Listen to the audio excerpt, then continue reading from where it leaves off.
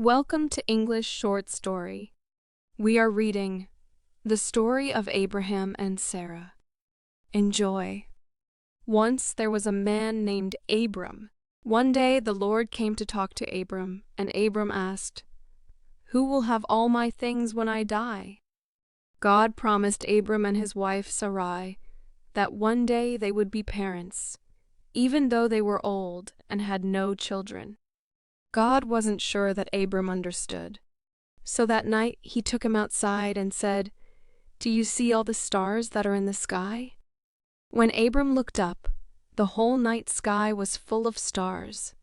So many, in fact, that he would never be able to count them. Then God said, "That is how many children you will have." Quite a few years later, when Abram was 99 years old, older than even your grandparents, the Lord decided to change Abram's name to Abraham, which means father of many.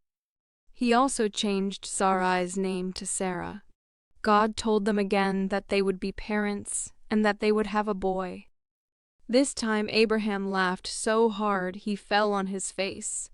It was hard to believe that he and Sarah would have a child in their old age. One day, 3 visitors came to Abraham's house. He hurried to meet them. "May I get you something to eat and drink?" Abraham asked.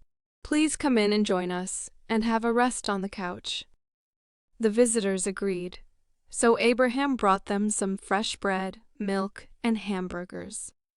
While the visitors were eating, they asked Abraham, "Where is your wife Sarah?"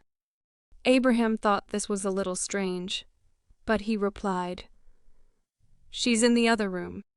Then one of the men spoke and said, "I will come back to see you at this time next year, and Sarah will have a son." Now Sarah was listening behind the living room door. She started to laugh, but covered her mouth and laughed to herself because she didn't want to be heard. Then she said to herself, "How can I have a child? I'm almost 100 years old." Later, when the visitors had left, Abraham and Sarah realized that the man who had told them this was indeed God. A year later, Sarah did have a son. She and Abraham named him Isaac, which means he laughs. They were very excited and remembered to thank God for Isaac.